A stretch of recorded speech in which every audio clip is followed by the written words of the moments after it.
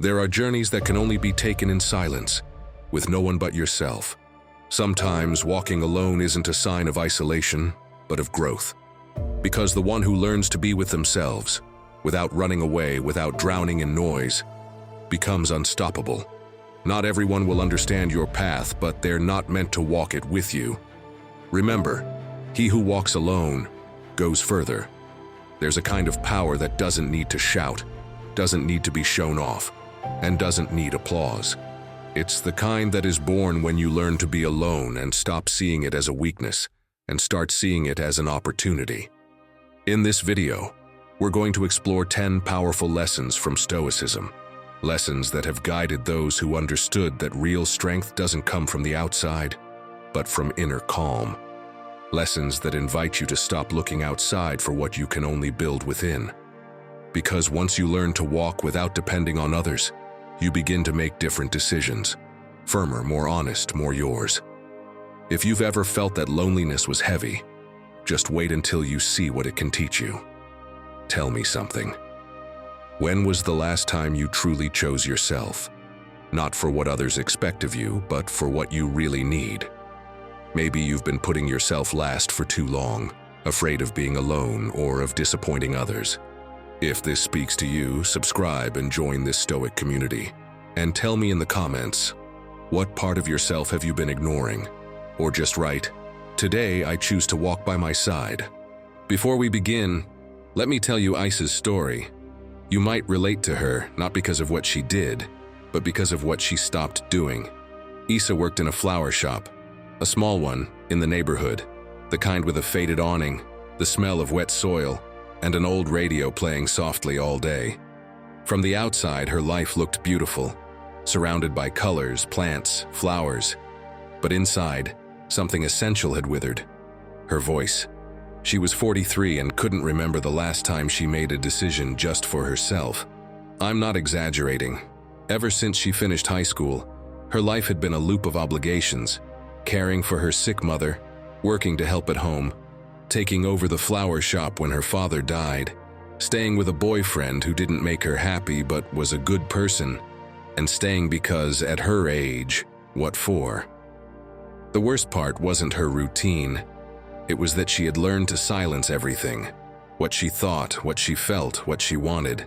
People loved Isa, yes, but they didn't really know who she was, because she had slowly erased herself, bit by bit, with every "it's fine," with every polite smile while screaming inside.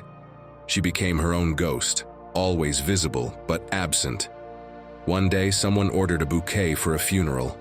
Isa prepared a simple, sober one, like always, but the client insisted, "I want something different, something that doesn't look like it's for a dead person, something that celebrates life."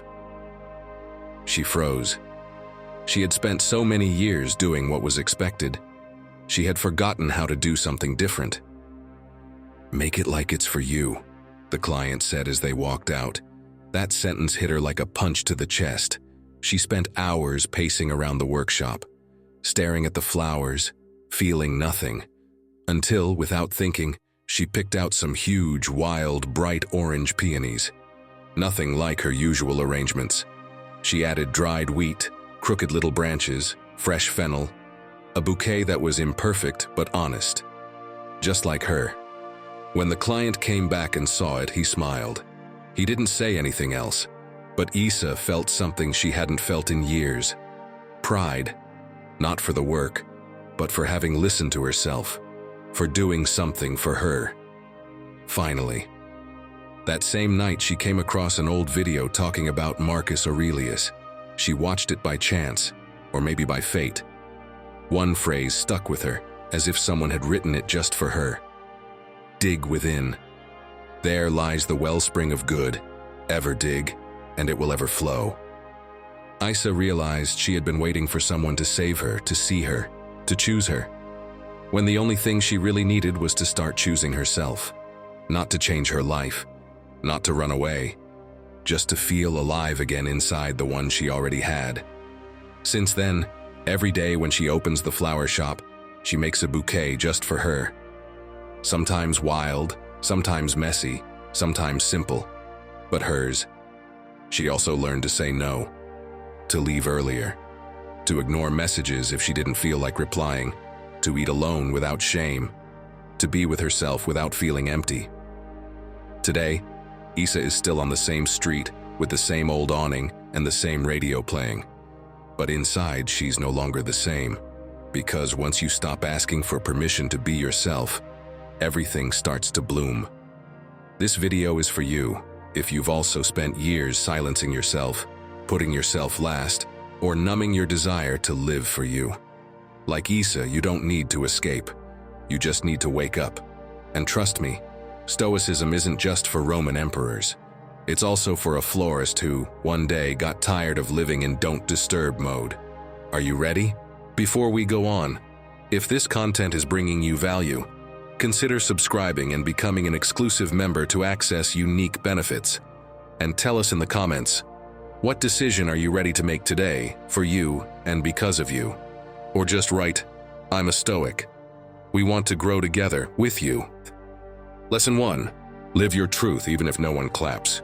Imagine you're walking down the street wearing Crocs and socks. You feel comfortable, happy, free.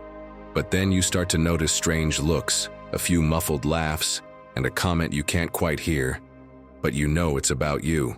And suddenly, without realizing it, you start to doubt. You wonder if you should have worn something else, if it was a bad idea to go out like this. And worst of all, you start to hide what 5 minutes earlier made you feel so you. That's what it feels like to live your truth in a world that wants you to be normal.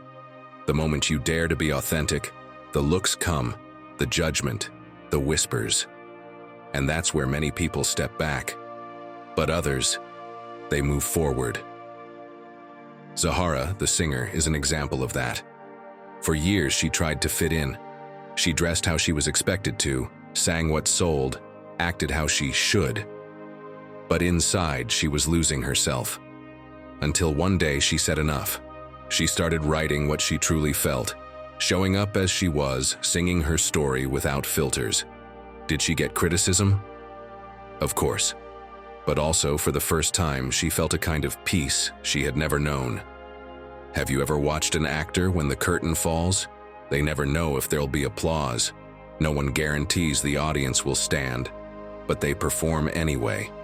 They give it everything, because they don't do it for the claps. They do it because it's their show. And right then, imagine Marcus Aurelius stepping out from behind the curtain, whispering in their ear with solemn calm, "What is good for you doesn't need to be approved by everyone." And he walks away, quietly, leaving the actor thinking, well, that Roman's got a point. Because yes, living your truth isn't about performing to be liked. It's performing because that role is yours, even if the theater is half empty. Picture this. You've had the idea to start something for a while, a business, a project, a change. And when you talk about it, all you hear are things like, that's not going to work with the way things are. You'd better stay where you are. And there you are with your heart on fire and your soul frozen. And the question is, are you going to let that opinion weigh more than your inner desire? So let's get practical. Because living your truth isn't just a nice phrase, it's action. First, make a list of things you love but usually hide. That music you adore but never share. That dream you don't even dare to say out loud. That part of you that shines, but you keep in the shadows for fear of judgment. And this week, start showing at least one. No warning, no permission. Also, stop justifying your decisions. If you chose something that feels good to you, you don't need to explain it with 20 excuses. Those who love you will understand, and those who don't can watch from a distance. And one more thing, dare to make others uncomfortable. Because sometimes someone else's discomfort is a sign that you are growing. My friend, this is the ultimate secret to finding inner peace. Because when you stop living to please and start living for yourself, something changes inside. You stop begging for applause and start walking with confidence, even if no one's clapping. And right there, that's where your freedom begins. Lesson 2. Listen to what your body is screaming. Have you ever felt a knot in your stomach before seeing someone? Has your chest tightened in the middle of a conversation? Have you had a headache all day for no apparent reason, right after swallowing something you didn't say? My friend, your body doesn't speak in words, but it screams. It screams through tension, through insomnia, through aches you can't explain. And no, of course, it's not always an illness. Sometimes what's behind it is something deeper, a total disconnection from yourself. That's what happened to a friend of mine. Her name is Lara. And if you had seen her a few months ago, you'd have thought she had everything under control. Responsible, efficient, always available. She never complained, never said no. She was that type of person who seemed strong. But inside, she was exhausted. One day she woke up with her right hand swollen. Just like that. She couldn't write properly, couldn't hold her phone, couldn't even do simple things like tie her hair. She went to the doctor, to the physio, got tests done, but nothing, no apparent cause. Until someone asked her this question: what if your body is just saying what you haven't been able to say for years? That's when she started asking herself questions. What if that pain wasn't a coincidence? What if her body was simply expressing what her mind refused to see? It was during that process that she found a psychologist who talked about exactly this. Her name is Gema Sanchez Cuevas, an expert in trauma and the body, and she says something that fit Lara like a puzzle piece. The body holds on to what the mind doesn't process. And Lara realized that was the hand she used to work, to help, to write messages she didn't want to write. Ugh, how wise the body is. Every time you pretend everything's fine when it's not. Every time you brush aside sadness, anger, disappointment, that doesn't just vanish, it stays in the body. As a burden, as a weight, as tension you can't explain. And this isn't just some trendy idea to follow. Seneca wrote it down centuries ago. The body must be treated with discipline so it does not disobey the mind. But careful, having a strong mind isn't about enduring everything without speaking up. It's about having the wisdom to listen to what you feel and the courage to act on it. Your body doesn't lie, and it's a step you can't skip if you want to start living for yourself. Do you want to learn to hear the secrets it's screaming? First, at the end of the day, do a body scan. Close your eyes, take a deep breath, and ask yourself, where do I feel tension? Which part of my body feels the most loaded? What situation from today might have triggered that discomfort? Don't overthink it. Feel it. Because sometimes the body understands what's happening before you do. And also, stop replying with that automatic, "I'm fine." Do a real check-in. How does my chest feel right now? Are my shoulders relaxed or tense? Is my stomach calm or tight? Because if you don't know how you're feeling, you can't know what you need. And if you don't know what you need, you'll keep saying yes to everything that disconnects you from yourself. And no, of course you don't need to become an anatomy expert. You just need to treat yourself like someone who matters, like someone who deserves to be heard. Because your body isn't just a tool for doing things. It's the most honest channel you have to know whether you're on the right path. Your body is like a GPS. If you ignore its warnings, you'll end up somewhere you don't want to be. But if you pay attention, it can take you exactly where you've always wanted to be. With yourself, in peace without needing anyone else to feel good. Lesson 3. Who's making decisions for you? Sorry to be the one to say it, but you're going through life like someone handed you a steering wheel, but someone else is driving the car. You're sitting there, gripping tight, turning left, turning right, without realizing you're not in control.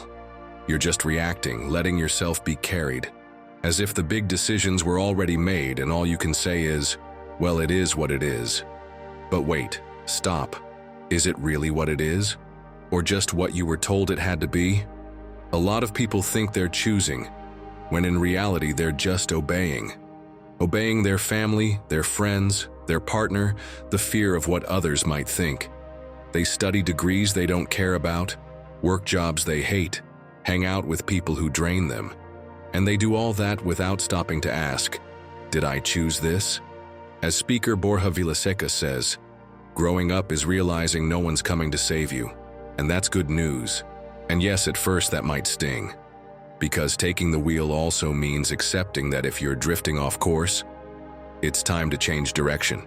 Because truly, living for yourself only begins when you take back the reins, when you decide for you. And that's not selfishness.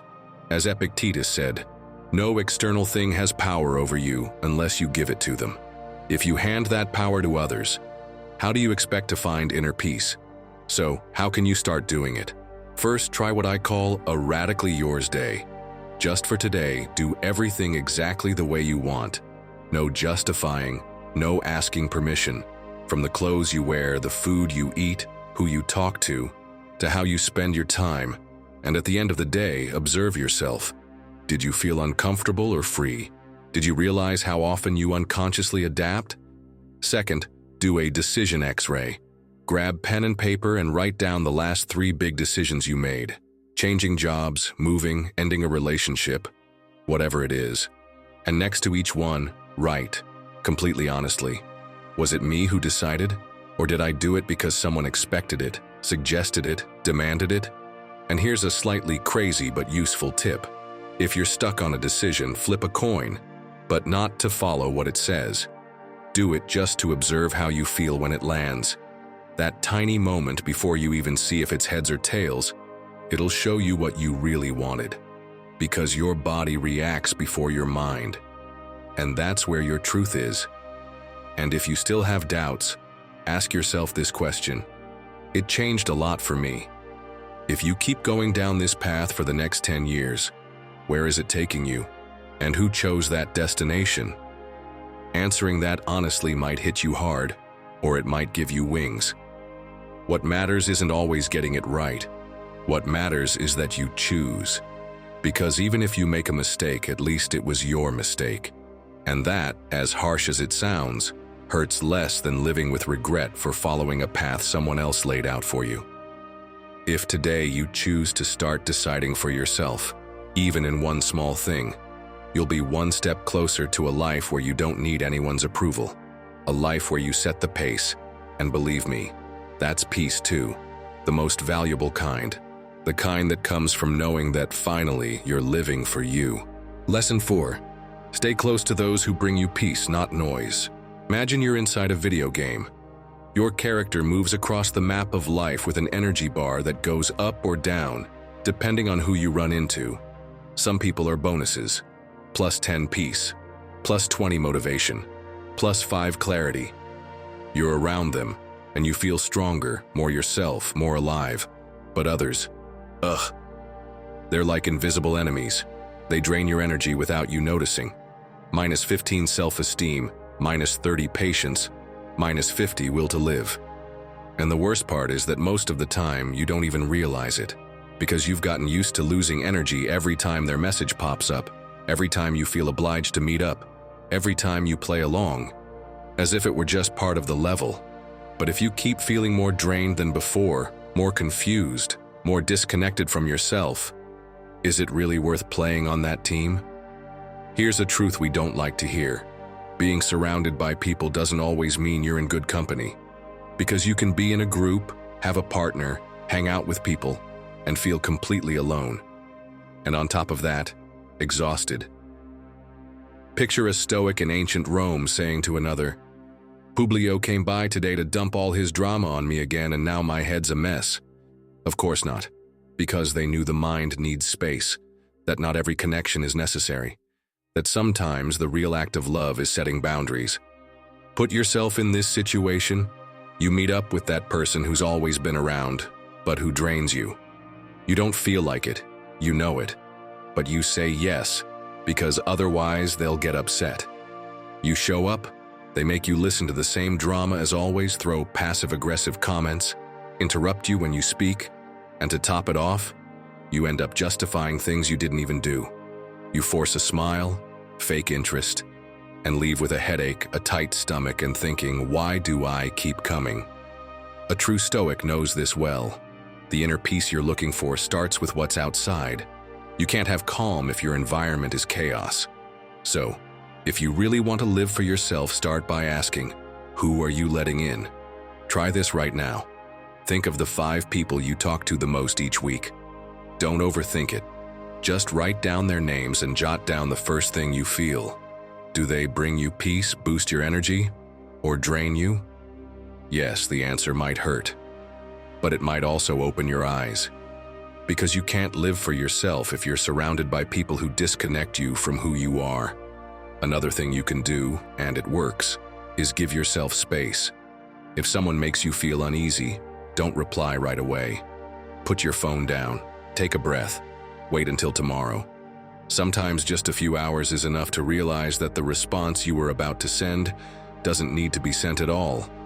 Being constantly available, out of obligation, drains you too. And remember this, not everyone who shows up has to stay. Apply that Stoic filter. You decide who enters your life, who you give conversation, energy, presence to. If someone steals your peace every time they show up, maybe they shouldn't be so close anymore. The key is this: if you feel better when you're not around that person, there's your answer. And yes, this applies to lifelong friends, to family members, to WhatsApp groups that no longer reflect who you are, to everything that's in your life out of habit or fear. And let me guess, as you're listening to this, you already have someone in mind, right? If every conversation with that person leaves you feeling like you've just run a marathon, let me tell you, that's not love, that's emotional cardio. And believe me, you're not here to keep putting up with that. You're here to build relationships that bring you back to yourself, that give you calm, that allow you to just be. That, my friend, is also the secret to inner peace. Lesson 5. Stay true to your habits, even in silence.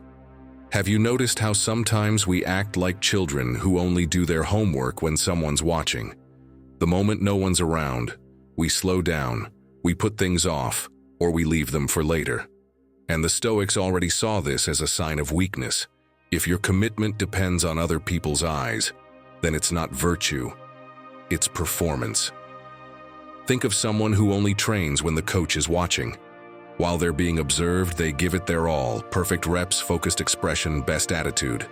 But the moment the coach looks away, they ease up, stop pushing, and fall back into comfort. Maybe that'll get them a few small wins, sure, but they'll never go far. Because sooner or later the noise fades. There are no more messages cheering you on, no one asking how it's going, no one congratulating you for sticking to the path. It's just you, your goal, and the temptation to give up because it feels like no one cares. But right there, in that exact moment of silence, is where your true nature shows. Because anyone can stay consistent with applause.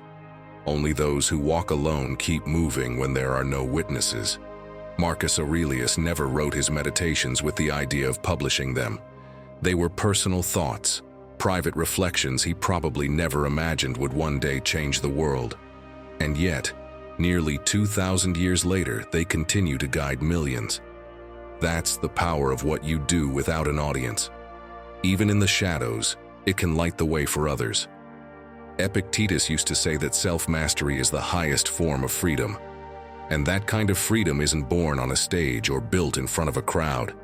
It comes from the small decisions you make each day when no one's watching. From that moment you got out of bed even when your body begged for rest. From that night when you kept your word, even though no one would know.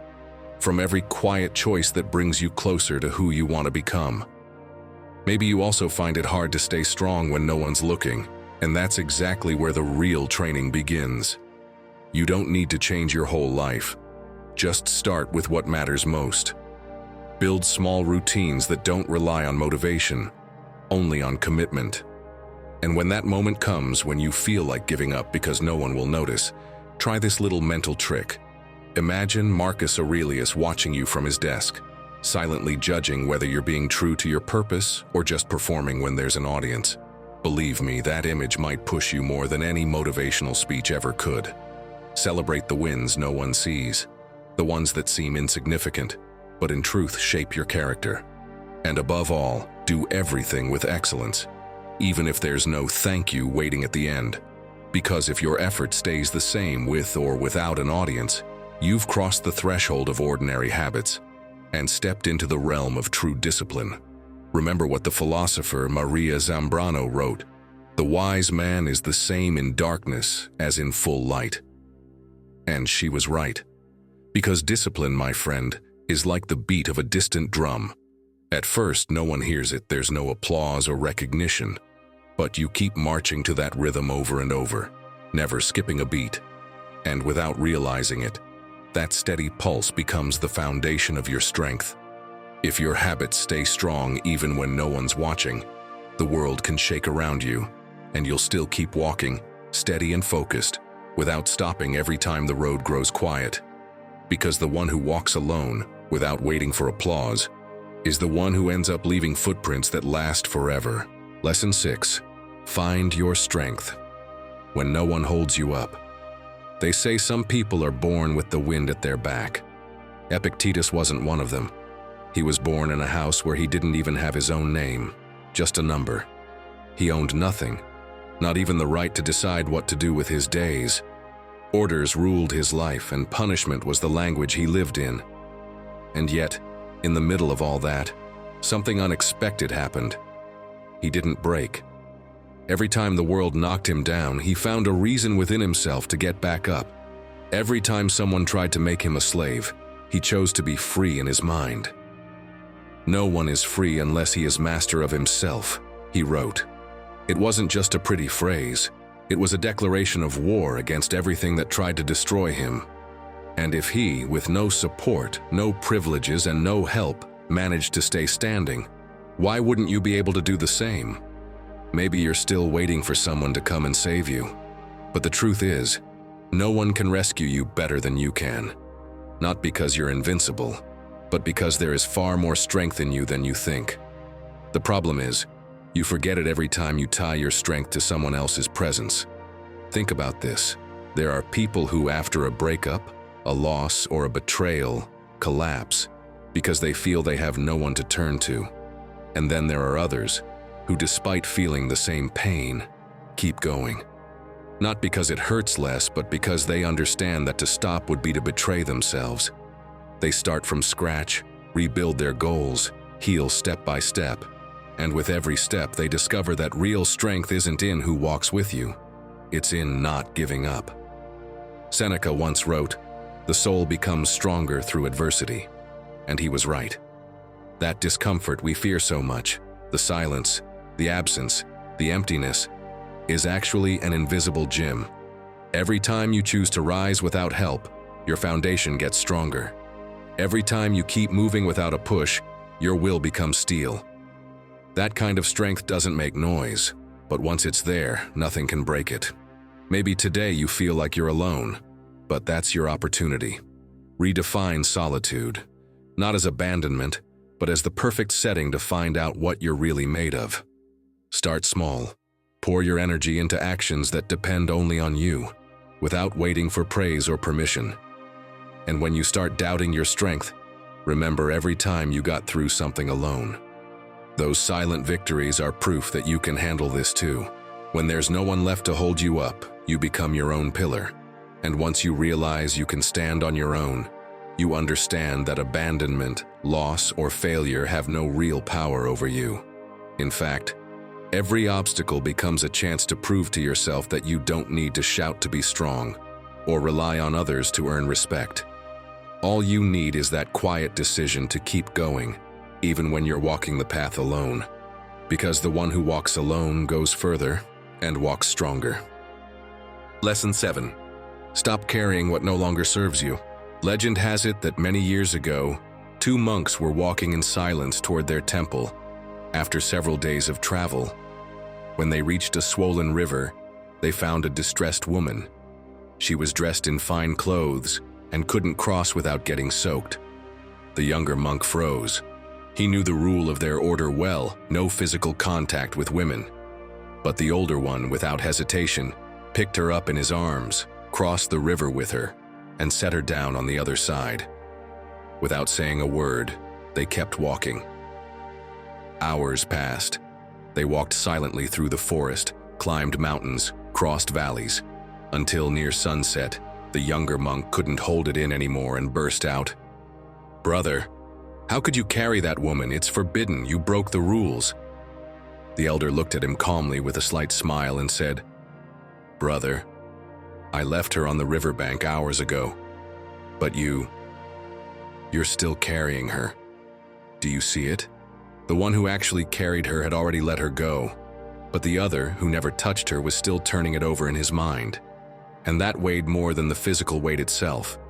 And that's how many of us go through life, dragging things that have already passed, replaying what we didn't do, guilt, resentment, doubt, mistakes, things that are no longer here, but you keep alive inside. And they don't just weigh you down, they also hold you back. Let me guess, you're still blaming yourself for what you did years ago, or for what you didn't do, or for what they said about you. You keep repeating the same story to yourself. I'm not enough. I always mess up and I can't. And so you carry not only your own mistakes, but other people's as well. Do you know what that is? Self-abandonment. Because every time you choose to carry the old instead of making space for the new, you're saying, I'd rather stay where it hurts because at least it's familiar. Seneca said it long ago. We don't dare to do many things because they are difficult, but they are difficult because we don't dare. And letting go is one of those things. But once you dare, you discover something. The past wasn't that heavy. It was you who refused to let it fall. Are you ready to truly let go? Here are a few ideas that might help. First, make a list of everything that weighs you down. Write it out, unfiltered. It can be a person, a belief, an experience. Then, next to each one, answer this. Does it help me move forward or hold me back? If it holds you back, start creating distance. You don't have to cut it off completely, but stop feeding it. Second, create a closure ritual. It may sound symbolic, but it works. Write a letter to that part of your past you need to let go of. Not to send it, just to release it, burn it, tear it up, bury it, but do something with it. The body needs physical actions to understand that it's time to let go. And lastly, change the question. Instead of asking, why can't I get over it? Start asking yourself, what space would open up if I let it go? Because what no longer serves you is taking your energy, your focus, your clarity. And sometimes, leaving something behind isn't losing it. It's reclaiming the space it was stealing from you. Letting go is an act of courage, not because you're removing something, but because you're trusting that you'll be okay without it, that you can move forward without that weight, that you can live for yourself without dragging what others left behind. And that, my friend, is one of the most forgotten secrets to finding inner peace. You don't need to carry everything with you, just what's good for you, just what moves you forward. Lesson 8. Learn to be at peace with yourself. Marcus Aurelius had a habit that very few today dare to practice. He sought moments of silence even in the middle of the empire's chaos. He didn't need to escape to the mountains to find himself. He did it right there, in the heart of the palace, surrounded by advisors, noise, and responsibilities. In his meditations, he left behind a phrase that still serves as a powerful guide. Man takes refuge in the countryside, by the sea, or in the mountains. But the greatest refuge is within his own soul. And he was right. If you don't know how to be well with yourself, no company will ever fill your emptiness. Most of us, my friend, run from that encounter. We fear silence because in silence there are no distractions, no masks, no excuses. It's just us, and whatever we've been avoiding for far too long. That's why we fill every moment with noise. Social media, plans, conversations, screens. But if you're always running from yourself, how will you ever truly get to know who you are? I don't know if you've noticed, but being alone is like walking into a house that's been closed up for years. At first there's dust, it's dark, and the echo unsettles you. You want to run away. But if you stay, if you open the windows and let the light in, you start to recognize every corner. And that place that once scared you starts to feel like home. The same thing happens with you. Once you learn to be at peace in your own company, you stop needing crutches to hold yourself up. The Stoics saw solitude not as punishment, but as training. Epictetus said true freedom comes when your peace of mind doesn't depend on others. And to get there, you have to learn to live with yourself without constantly chasing distractions. Only then can you develop the self-control that allows you to act with clarity, without being dragged around by noise. Because respect isn't earned by shouting or forcing authority. It's communicated from the calm of someone who knows themselves and trusts their own judgment. Think about yourself for a moment. How often do you feel like you always need to have something planned? That Sunday when, if no one's around, you keep checking your phone or looking for any excuse to go out. Not because you feel like it, but because the silence makes you uneasy. I get it, it happens to most of us. But try something different. Go for a walk without headphones, sit and have a coffee on your own. Let silence be your company for a while. At first it feels strange, almost uncomfortable. Then comes the surprise, and after that, a feeling of freedom you hadn't noticed before. You realize it wasn't solitude that scared you. It was facing that part of yourself you'd been avoiding for too long.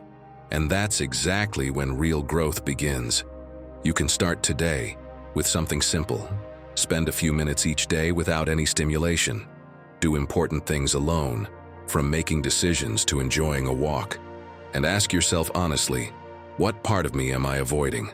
Seneca once wrote, "He who is enough for himself will never be poor." And he was right. Because once you learn to be okay with yourself, you no longer need anyone to complete you or fill your gaps. From that place of inner peace, relationships stop being a need and become a free choice. And it's exactly in that moment, when you understand you can walk alone, that everything shifts. Your steps become more grounded, your decisions more genuine, and your path clearer. Because someone who feels whole on the inside doesn't walk hoping to be accompanied. They go further, because they're no longer afraid to walk alone. Ninth lesson, forgive but do it for yourself. Let me apologize to you in advance, because the questions I'm about to ask might hurt. Are you still thinking about the person who hurt you? Do you replay the scene, go over the words? Imagine what you'd say if they were standing in front of you. If so, don't worry. You're not alone. But you're not at peace either. And no, of course I'm not saying forgiveness is easy. I'm not asking you to justify what happened, or to forget it. I'm simply inviting you to stop carrying pain that no longer changes anything. Because living for yourself also means this: not allowing what someone did years ago to keep affecting who you are today. Maybe you're asking yourself, why should I forgive? Well, let me answer with something I read recently. Those who hurt you don't control your soul unless you hand it over to them. And every time you keep that resentment alive, that's exactly what you're doing. You're giving control to someone who no longer deserves it. And if you're still not convinced, listen to what psychologist Monica Gutierrez says. Forgiveness is a private act that frees the one who gives it, not necessarily the one who receives it. So yes, maybe the other person will never know, but you will feel it.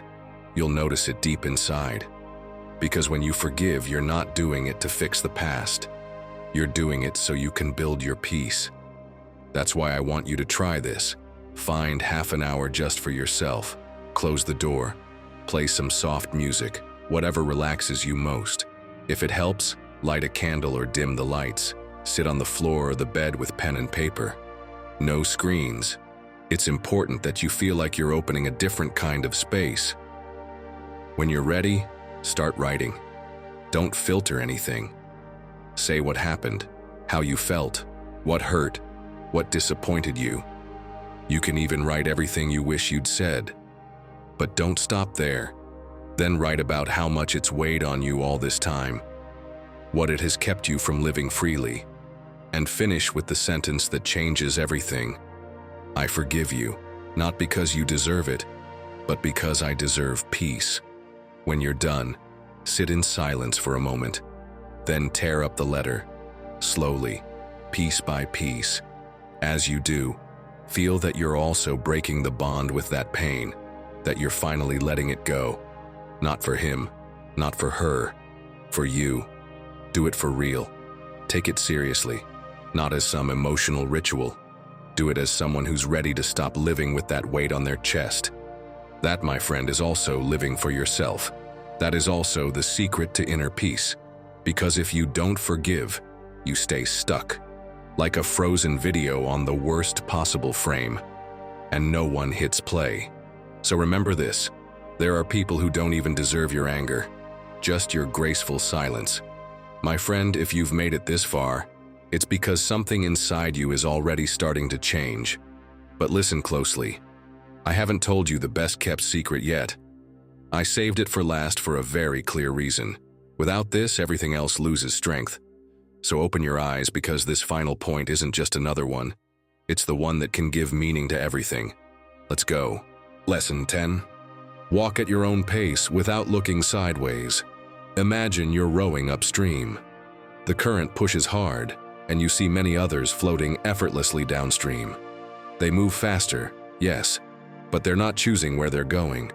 You, on the other hand, grip the oar with determination, because you know that direction is up to you, not the flow. And that's exactly what the Stoics believed, that life isn't measured by speed, but by intention. Marcus Aurelius wrote, "The perfection of character is to live each day as if it were your last, without hurry and without pretending."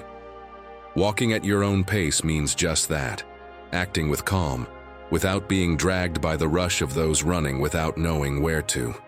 And that means that as long as your speed depends on someone else's rhythm, you're still tied to their expectations. Walking at your pace means knowing when to speed up and when to slow down, without guilt. It means having the serenity to wait when the time isn't right, and the determination to move when you know it is. There's no rush when the path is yours, because every step, even the small ones, is real. My friend, think of how many times you've compared yourself to someone else, to the one whose business is growing faster, to the one who got married earlier, to the one who seems to have everything figured out while you feel like you're falling behind. But the truth is, life isn't a synchronized race. Each of us has our own timeline, our own mountains to climb, and our own moments to bloom. When you understand this, you stop looking sideways and start enjoying the journey. And you realize that respect isn't earned by running faster than anyone. It's earned by walking with purpose, without losing your calm or betraying your path. If you feel that constant pressure to keep up with everyone, remember that the goal isn't to arrive fast, it's to arrive as yourself. Set long-term goals and measure your progress by comparing it to your own yesterday, not someone else's success. Take mindful pauses, not to doubt yourself, but to realign your direction. And celebrate every step forward, even the tiniest ones, because they are the ones that carry you through the long road. Seneca said it clearly, "No wind is favorable for the one who doesn't know where they're going." If your pace matches your purpose, it doesn't matter whether you get there first or last. What matters is that you don't lose yourself in races that were never yours. Walking alone often means walking more slowly, yes, but also going further, because every step is real, every decision is yours, and every achievement carries your name. Lesson 11. Create with your hands, calm your soul. Picture this. You're in a wooden cabin deep in the forest. It's raining softly outside, but inside there's silence. There's calm. On the table you've got a lump of clay, a cutting board, or a sharpened pencil. There's no rush. It's just you, your hands, and something slowly taking shape without you even noticing. Can you feel it? Ah, what peace. That moment when everything stops. When finally the world stops pulling at you. My friend, it's not magic. It's presence. And when you create with your hands, something happens that few things can achieve. You reconnect with yourself, not with the version others expect, with the real you. And in that pause, in that focus, without even realizing it, you're starting to live for yourself. You're stepping into the secret to inner peace. Sometimes we think well-being comes from big achievements, but what if I told you the calm you're looking for isn't in a trip or a book or some brilliant advice? Maybe it's in something as simple as peeling potatoes, sketching badly, or sewing on a button. It doesn't sound epic, I know, but it's real. I didn't know slow cooking could be therapy. Until one day, while kneading bread, I realized I hadn't thought about anything else for half an hour. No anxiety, no social media, no drama. Just flour-covered hands, the dough alive, and my mind, finally, at peace. That's when I understood what Seneca meant with his quote, "We concern ourselves with what is in our hands, and let go of what is beyond our power." When you create, you take back control. not of the world, not of others, but of you. It's an act of freedom. You're saying, this depends on me, this I'm building, this I choose. And there, in that connection with the simple, you begin to heal. So, do you want to create with your hands and calm your soul? First, try different things. Don't wait to find your ultimate passion. Start with whatever's close by. Do you like drawing, even if badly? Do it. Are you curious about candle making, knitting, cooking, planting something? Try it. But one rule is non-negotiable: no phone nearby. If you're on TikTok while making macrame, I'm telling you now, it doesn't count. Second, use the anti-anxiety creation method. Pick a hands-on activity you enjoy. Play some calm music, close the door, and do it for 30 minutes without thinking about whether it looks good, whether it's useful, or if anyone would post it on Pinterest. The result doesn't matter. What matters is that you feel present, in that moment, in your center. Believe me, sanding wood or peeling potatoes is more therapeutic than a Twitter thread on self-growth, because a body in action quiets the mental noise. And that, my friend, is power. And if you're thinking, but I'm not good at any of that, let me tell you something. No one's born knowing, but everyone's born with the ability to create. And you don't have to be an artist, or make money from it, or show it to anyone. You just have to allow yourself to do it. Remember, creating is also healing. Creating is also self-care. And if you've been searching for peace, clarity, focus, start here. Because when you put your hands to work for you, your soul starts to understand that it no longer has to scream. And now tell us in the comments, what activity will you try this week to reconnect with yourself? Your experience could inspire others in our community who are looking for the same. Lesson 12. Discover who you are when everything goes quiet. Have you ever felt like you know yourself, but deep down you suspect you've barely scratched the surface? Have you ever had the sense that there are parts of you avoid looking at, like if you don't think about them, they might stop existing? Or worse, have you realized you've spent years repeating the same behaviors without knowing why? If so, you're not alone. We all go through this, and still, very few of us dare to stay alone with our thoughts long enough to uncover what's beneath the surface. And if you've ever tried to truly get to know yourself, you'll know it's not as easy as it sounds. As Epictetus warned, it is impossible for a man to learn what he thinks he already knows. That line hits straight at our comfort zone, because as long as we're convinced we already know ourselves, we'll avoid the most uncomfortable part of all, seeing ourselves without filters. And only those who dare to do that can begin to build from a place of truth. Socrates' story makes it clearer than any theory ever could.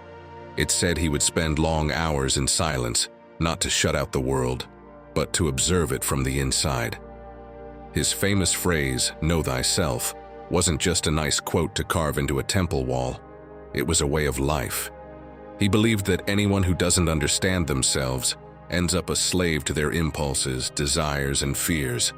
And there's nothing more dangerous than walking through life without knowing which voice is guiding your steps. Marcus Aurelius had a habit that many today would find uncomfortable. Every night he would review his thoughts, decisions, and reactions from the day. He didn't do it to punish himself, but to understand, to see why he got angry, why he acted with ego, or what he did well.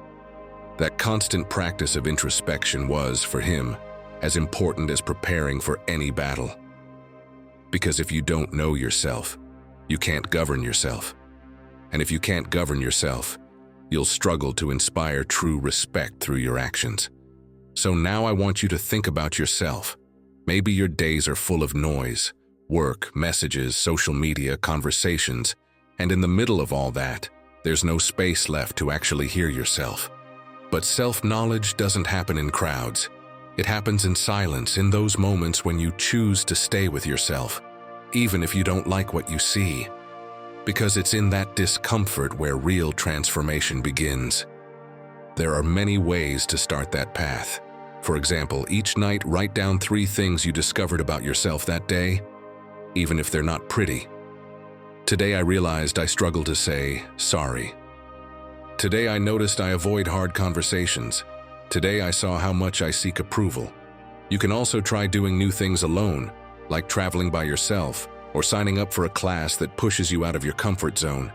These experiences reveal sides of you you hadn't met yet.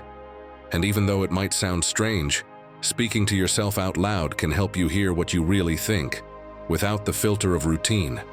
When you choose to get to know yourself, you'll see that silence isn't the enemy. It's a mirror. And the clearer that reflection becomes, the more confidently you'll walk, without needing to shout or impose. Because authentic respect doesn't come from noise, but from the calm and clarity of someone who knows who they are. Now here's a question for you to reflect on, and I'd love for you to answer it in the comments. What part of yourself are you ready to discover today? And if you'd rather keep it simple, write, "Today I begin to truly know myself." Lesson 13. Your biggest rival is yourself. Picture this. You're on an obstacle course. In front of you there's a huge wall, a slippery rope, a tight tunnel that gives you claustrophobia. Every time you try to move forward, someone appears. They block your way. They cut you off at the last second. You can't see their face, just a silhouette. And that makes it even more frustrating. You try to dodge, change direction, but there they are again. At every attempt, at every turn, they beat you to it, as if they knew exactly when and how you were going to fail. Sweat runs down your back, your breathing speeds up. You tell yourself you just need one chance, one opening, but there isn't one. And when you finally see their face, everything clicks. It's you.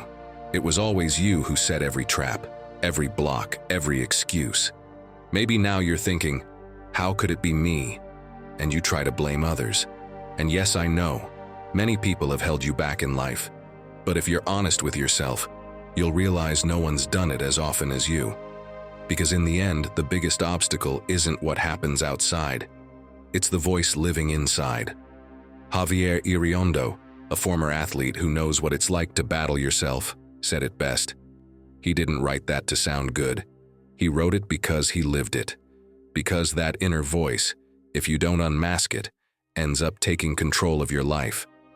Picture this. You want to sign up for that course you've been eyeing for months, but your cousin just happens to need help moving. You're about to hit the gym after work, but your boss asks for an urgent favor.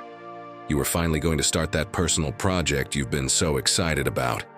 But someone calls, and you spend 2 hours solving someone else's problem, and you dress it all up as responsibility, as generosity, as being a good person. But deep down, you know there's another reason. Fear. Fear of not doing it perfectly. Fear of failing. Fear of letting yourself down. That's where Marcus Aurelius comes in, with one of his most revealing quotes. Your soul becomes dyed with the color of your thoughts. If every day you feed your mind with doubt, with excuses, with, "I'll do it later," your soul becomes that. Procrastination, resignation, inertia. You know what one of the keys is to learning to live for yourself, without depending on anyone? Facing your own resistance, looking it in the eye and not letting it decide for you. Because this battle isn't against others, it's with you. It's against that part of you that wants everything without moving an inch. And I'm not exaggerating when I say learning to recognize it is the secret to inner peace. So next time you think, "I can't," quietly add, "or I don't want to put in the effort." It's not a comfortable phrase, but it shows you the truth. It forces you to see beyond the polished excuse. And yes, sometimes seeing that hurts, but it also sets you free. Here's another trick. Do something that only you enjoy. And when I say only you, I mean something you'd never post online because you're afraid people might laugh. Playing drums with headphones on, painting rocks with watercolors, watching documentaries about old ships, doing puzzles while listening to 90s music, whatever it is. But let it be yours. Because when you do something that reconnects you with yourself, even if the world sees it as ridiculous, you start to get your power back. And don't postpone it. Do it this week, today, if you can. Even if it's just 10 minutes, don't wait for the perfect moment. Because that's your sabotaging self's trick, promising you a later that never comes. You don't have to defeat the world. just the version of you that holds you back. And trust me, when you win that battle even once, even in something small, you'll feel for the first time what it means to live in freedom. No invisible chains, no internal apologies, just you, choosing for you, because of you. Lesson 14. Sacrifice is the price of your greatness. Remember the story we opened this video with? The one about Michelangelo, about the man who spent years shut away, exhausted, with a broken body, painting the ceiling of the Sistine Chapel, without even knowing if the world would ever value his work. He understood something that many still refuse to accept. Nothing truly worthwhile comes without sacrifice. And above all, he understood that the path to greatness is often walked alone.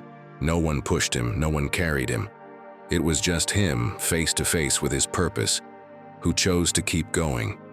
And now, I want you to think about yourself. Maybe you're also waiting for your path to get easier, for the perfect opportunity to drop from the sky, or for someone to show up and give you a push. But the truth is, nothing important comes without paying a price. Epictetus knew this well. No great thing is created suddenly, and he didn't say that from theory but from experience. He was born a slave, suffered abuse, even lost the use of a leg. And in spite of it all, he chose to keep learning, to keep reflecting, to keep growing. His pain didn't define him. It forged him. The price of his wisdom was suffering, and he paid it without hesitation. My friend, if you truly want to transform your life, you need to ask yourself, what are you willing to leave behind? Make a list, an honest one, no sugarcoating, of everything you're ready to sacrifice this year for your goals. If the list is short, maybe your desire isn't as real as you think. Don't ask, is it worth it? Ask, is it worth my life? If the answer is yes, then keep going, even if it hurts. And when you're full of doubt, remember, every sacrifice you make today is a future version of you thanking you for not giving up. Sacrifice is not punishment, it's an investment. Every time you choose discipline over laziness, you're investing in your growth. Every time you choose silence over validation, you're investing in your character. And every time you choose to walk alone, even when it's heavy, you're investing in your freedom. Remember what Marcus Aurelius said, everything that is worth having comes from effort. And he was right. Letting go of distractions, of people who hold you back, of pleasures that weaken you. It's not weakness, it's strategy. You don't do it because you enjoy the sacrifice. You do it because you know your purpose is worth far more than any momentary comfort. Because in the end, the one who is willing to keep walking alone when the road gets steep is the one who ends up going furthest. If you think about it, everything we've talked about up to now has been about the same thing. Learning to stand on your own, to keep moving forward, to stop needing a push. But there's one more thing, something that often makes the difference between staying stuck and moving beyond. And that is what I want you to understand in this final lesson. Lesson 15. Change the voice you use to speak to yourself. My friend, you're cruel. Yes, just like that. But not with others. With yourself. With everyone else? Wow. With everyone else, you're a saint. Understanding, patient, always ready to forgive. But when it comes to you, you don't let a single thing slide. You make a mistake and there you are, whip in hand, repeating the same old lines. I'm useless. I always mess things up. I'm a disaster. Let me put you in a situation. I'm sure it's happened to you. You go to the supermarket with a mental list, milk and toilet paper, that's it. You come out with 3 bags, a bottle of wine, chips, a plant you didn't need. And guess what you forgot? Exactly, the milk and the toilet paper. And then the show begins. How could I forget the only things I came for? I'm useless, same old story. Seriously, why do I even bother? And if you're smiling right now, it's because you know it's true. Now imagine someone else talking to you like that. That every time you made a mistake, they sent you a message. Hey, you're such a mess. You know what you'd do? You'd block them. You'd set boundaries. You'd get them out of your life. But since that voice comes from inside, You let it slide. And no, you shouldn't. Because what you say to yourself builds your world. And if every sentence is a hit, don't expect to feel at peace. Picture Marcus Aurelius, emperor of the world, opening his journal one morning and writing, "I'm a disaster. I bet today will be terrible. No one gets me." Can you imagine it? Of course not. It doesn't fit, because he knew his well-being didn't depend on what happened outside, but on how he chose to interpret it from within. That's why he said something you should carve into your mind. The happiness of your life depends on the quality of your thoughts, and internal language affects not only your emotional state, but also your behavior and performance.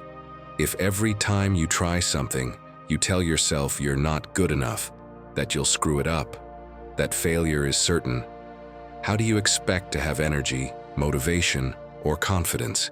And this isn't about repeating empty phrases like, "I can do anything." It's about changing the tone, about speaking to yourself with the same respect you'd show someone you care about. Because yes, you also deserve to treat yourself kindly. Want to know how to change that voice? Try the mirror dialogue exercise. It's simple. Look at yourself for a moment, even just using your phone camera, and say the kind of things you'd tell your best friend if they were in your shoes. It's okay, we all forget things. You deserve to rest today. You're doing the best you can. Then compare those words to what you usually say to yourself. You'll see the difference. Another technique is to change the narrator. Imagine Morgan Freeman narrating your life, or your grandmother, or your future self with a calm voice. How would what you're going through sound if someone else told it with kindness and no judgment? You'd be surprised how much the script changes with just a little more compassion. And yes, I know, changing that voice isn't easy, but isn't it time you gave it a break? Let it go on vacation, or at the very least, stop letting it drink so much coffee. Because that constant intensity, that automatic judgment, that criticism dressed up as high standards, it's not helping you. It only pulls you further away from what you need most. Calm, presence, self-love. Living for yourself is much more than a pretty phrase. It means letting go of empty applause, of relationships that drain you, of thoughts that sabotage you. It means releasing what weighs you down, choosing what nourishes you, and above all, learning to walk beside yourself, even when no one else does. This path isn't always comfortable, but it is real. Because inner peace doesn't show up all at once. It's something you build. With every boundary you set, every truth you choose, every time you decide to listen to yourself instead of pleasing others. If you've made it this far, tell us in the comments. I no longer live on loan. I'm finally me again. That way, I'll know who the true Stoic warriors are who made it to the end. Don't forget to subscribe, hit the notification bell, and give this video a like so you don't miss out on what's coming next. I also invite you to check out our playlist, which you'll see on the screen. It's packed with ideas, stories, and advice to help you navigate life with more wisdom and confidence. Click it, and let's keep moving forward together. Until next time, take care and keep embracing your inner Stoic.